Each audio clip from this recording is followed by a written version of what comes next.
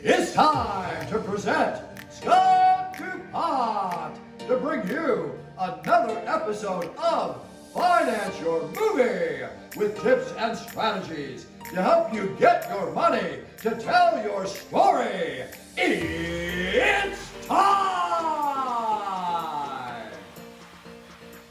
Boy, this is going to be an exciting episode. I am here today with Eileen Jerrett, crowdfunding expert and documentary filmmaker. She was the former artistic projects director at Indiegogo and a track record of supporting over 5,000 Indiegogo projects. Welcome, Eileen. Oh, thanks for having me, and I'm really excited to talk with you today. So we have this term in Hollywood. I don't know where it started from, probably baseball, but it's called inside baseball, meaning what really happens inside the CEO suites at Netflix or Universal Studios or the people making decisions, the money people. So, what did you learn from being on the inside of Indiegogo for over a decade? That's a really, really good question, and I don't think anyone's ever asked it in that way. So I think what I learned the loudest is how important your pre-launch phase is. And it's not just important, it's critical. In pre-launch, I mean the work that you do to make sure that you understand who your audience is, that the language that you're using is actually impactful for them, and any investors that you have lined up to help you with your production, that you have informed them that your campaign's coming and that you've secured that they're going to help you in that first couple of days of your launch. So I guess those are two things. One is that you have to spend the time to make sure that your pre-launch is super strong, that everything is set up before you launch, that there's no guessing. And So then you the so you second, get out of the gate the first few days really like a rocket, correct? you nailed it. And that's the other part, is that the first 2 days that you have lined up everybody to be donating in those first couple days, because not only does that show proof of concept to other people, oh yeah, this is going to be a successful campaign, I want to jump on, but it also hits the algorithm in a way where your campaign gets more visibility on the platform. You got it. Yep. Yeah. Um, what would you say? So first of all, I want to kind of set the parameters, and it's very, very timely that we're speaking right now because I see this shift not only with Hollywood, they're starting to tighten their belts finally, long overdue on their crazy, reckless budgets for some of the studio films. But I see independent filmmakers are finally coming around and they're not doing so much $1 million film or an $800,000 film. But I have a client, we're just about to finish funding this week, hopefully, on $100,000 film. Mhm. So, do most of your projects for films kind of fall like between 10 and 100,000, or what is the range that you see most successful indie films getting made? There's so many features about a campaign that changes how much it raises. Did they already do a raise? Do they have strong backers behind them? Is this a student film? So, what I see most commonly though is that people start off with a really modest budget. So, like you're saying, 100,000 might be where they need to get, but maybe they're starting off with like a 10, 20,000 goal so that they can show that success in the initial couple days. I'm seeing people also start to phase their project in campaigns, meaning maybe you have a $300,000 budget, but you only need 40,000 for post. So people might do just a raise for their post or just a raise for distribution. There's one really great campaign filmmaker or crowdfunding filmmaker to follow. His name is Michael Mahal, and he's done almost all his campaigns on Indiegogo, and that's what he does. He'll do a campaign for script writing, a campaign for production, any pickup shots, and then a campaign for post. And that's a much easier bite for a backer. They can actually understand, oh yeah, yeah, 20,000, I can see raising that. Starting off 100,000 might be too big for a lot of people to think about. That makes a lot of sense. So what would you say that made, because out of 5,000 projects, you probably saw a few that just took off and hit home runs. Mhm. Um, what were those ones that really got funded quickly? Um, what would you say made them successful? Mm. What are some of the traits? The traits are they did a pre-launch page. So they did something on the platform. Indiegogo and Kickstarter both have where you can have like a coming soon page. So they did A/B testing and made sure that people knew that the campaign was coming. And they also made sure that people were interested in it. That pre-launch page shows you a sign up of emails of people that want to know once you launch. That number is going to mean everything to you.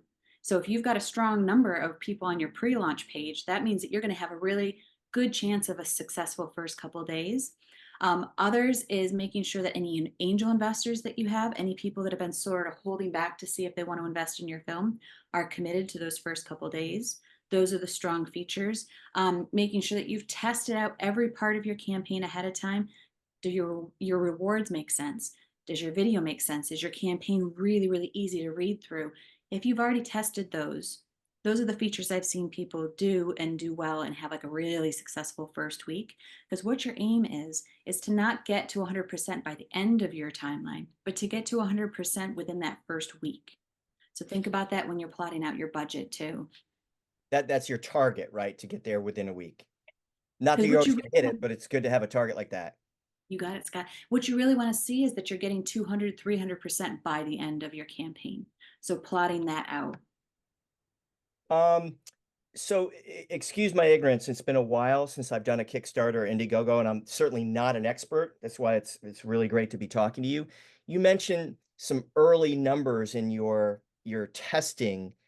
What does that mean? Does that mean people on the Indiegogo site, they see the coming soon page and they just start following you? Like who explain more if you could.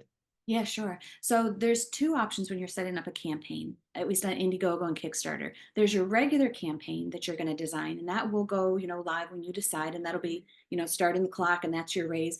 But there's a sub option where you could also create a very simple coming soon or pre-launch page, and that's what they call it.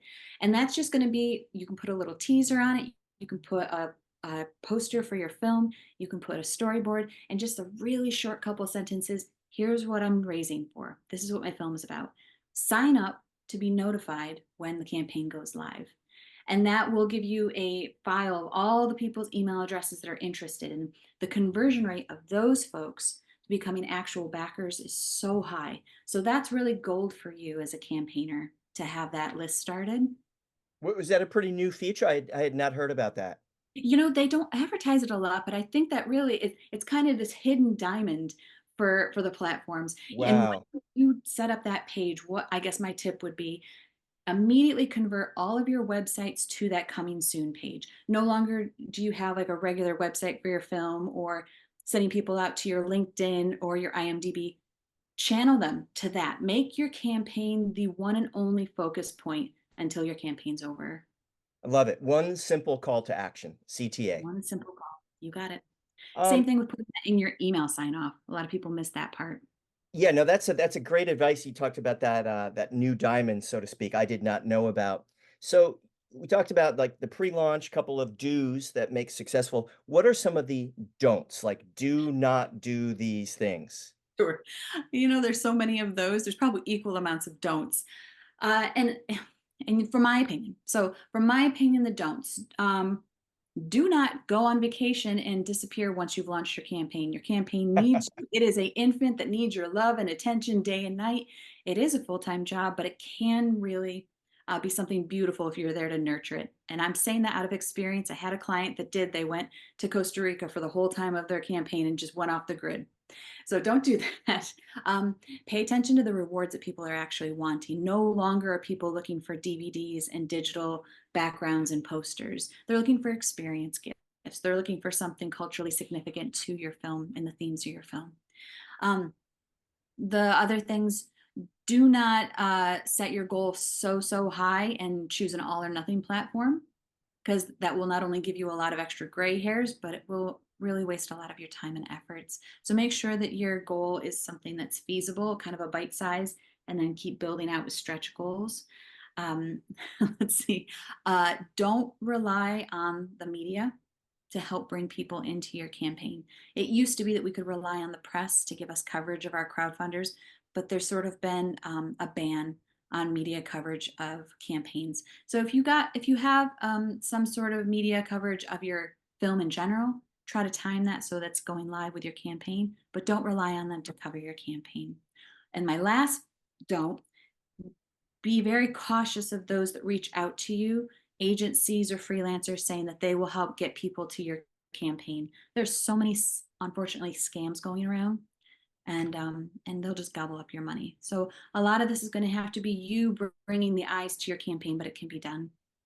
So you brought up an interesting thing because there are a lot of scammers. What are some questions? And the first thing I do before I listen to anybody, even if it's just a podcast, I want to find out who is the actual messenger. And if they've done what I've done or they have the knowledge, I will pay attention.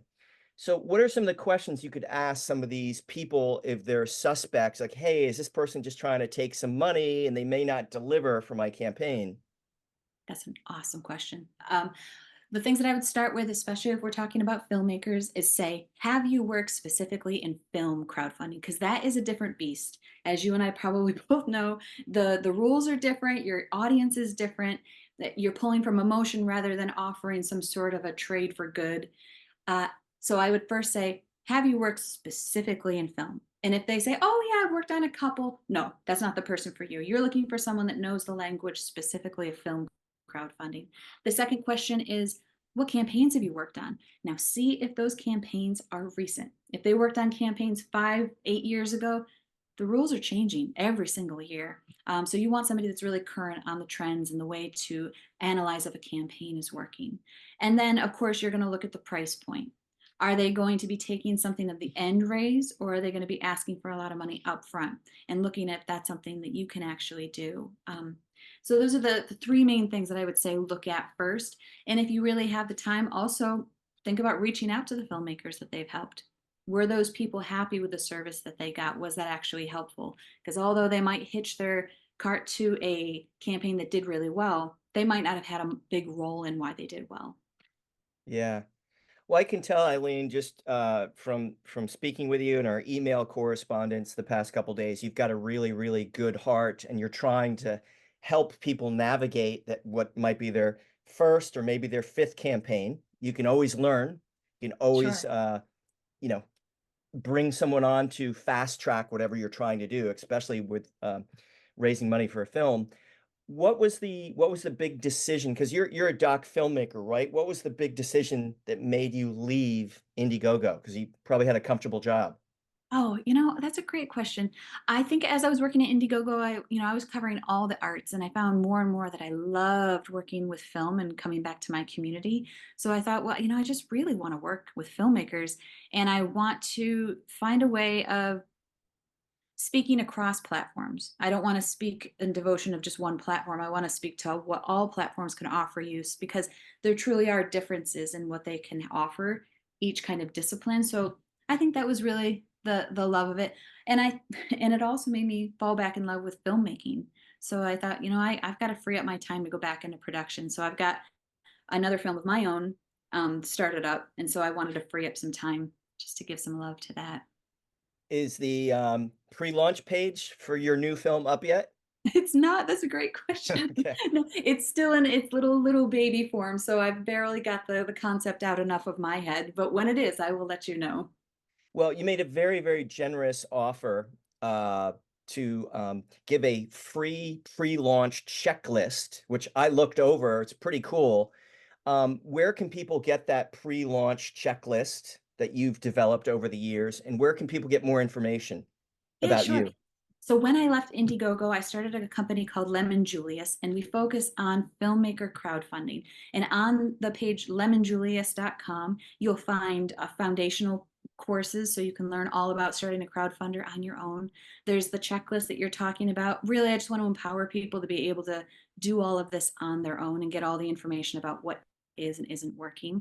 I do, if you want a little bit more one-on-one support, or if you've got a lot of questions about crowdfunding specifically for your company or for your film, I can do one-on-one consults, and you can find the calendar on lemonjulius.com. So yeah, that's the best way, and I'll keep updating that with more content as we go along. Awesome. Your timing is perfect. Like I said, I have a client. He should be wrapping up $100,000 film this week. I've got a future guest. I'm hopefully going to be bringing him on in the next few weeks who just did a $27,000 film. So if you're really, really creative and smart, you can make an amazing high quality film for certain stories for under $100,000. No I can doubt. that. Mhm. And crowdfunding is such a great option if you know the tricks of the trade. I don't. So if I do crowdfunding on my next one, I will definitely reach out to you. Please do. And Scott, I love crowdfunding. And I know I'm going to sound like a nerd for this, but it does help you get the foundational funding that you have to go into production. But it does also create forever fans for your work, and it gives you sometimes an energy and a community when the filmmaking process can be really lonely. That's a great point. Drill into that a little bit deeper because I don't think people realize that having 50, 100, 1,000 extra people supporting their film, what that can mean to the audience of the film and the success of the actual film once it gets out.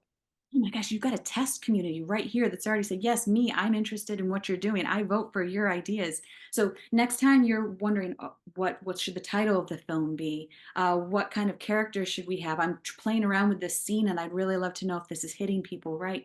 Now, after your campaign, you've got a whole community of people that are saying, I would love to help you with your film.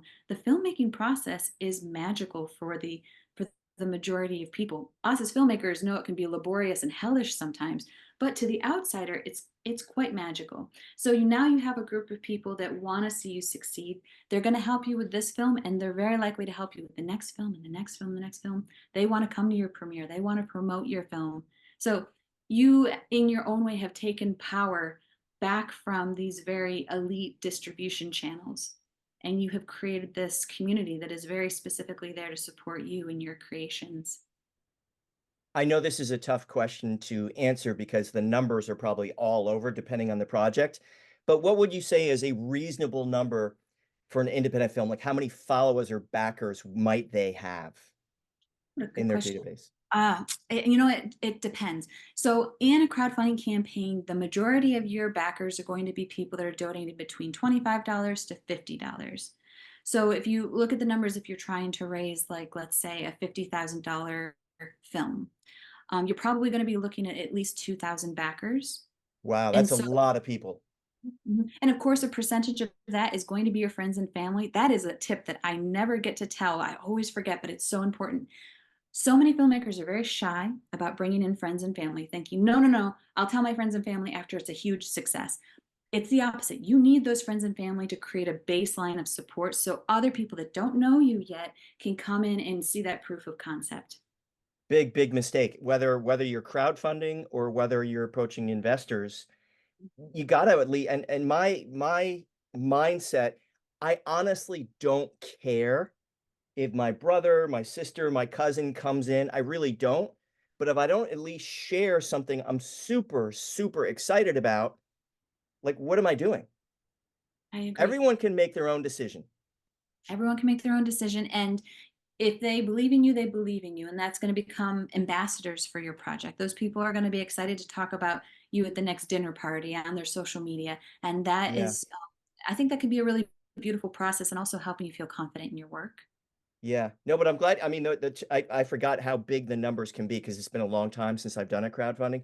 But if you even just had 1,000 people, supporters, to get that valuable feedback, and then when the film launches, you can say, hey, go click and rent the film, go write a review, go do this, go do that. That can really just kickstart the actual monetization of your film. Now imagine, yes, you're absolutely right. Imagine if you got those 2,000 people involved in giving you feedback before your campaign even launched. So then once you launch, first day, you say, hey, thank you so much for your feedback on my campaign video. Super excited to tell you we just launched. Be one of the first backers. And then you've backed the film. Come see our film in theaters now. Oh, come and see our next film that's coming out. Now, you create this cycle, and it's not superficial. That's really a community that you have helped develop. Yeah, I love that. Eileen Jerrett, thank you so much for coming on today. Wise words of advice for crowdfunding. Lemonjulius.com to get your free pre-launch checklist and check out all the other support Eileen does. Thank you. Thank you so much. This has been really great to talk with you. It's time! There's never been a better time to make your own film. And if you have a dream project you're excited about and 100% committed to getting it funded, go to financeyourmovie.com, click on the green telephone, you'll see our calendar and find an open spot. We'll do a one-on-one call, which will be the best hour you've ever spent getting clarity and strategy towards financing your movie.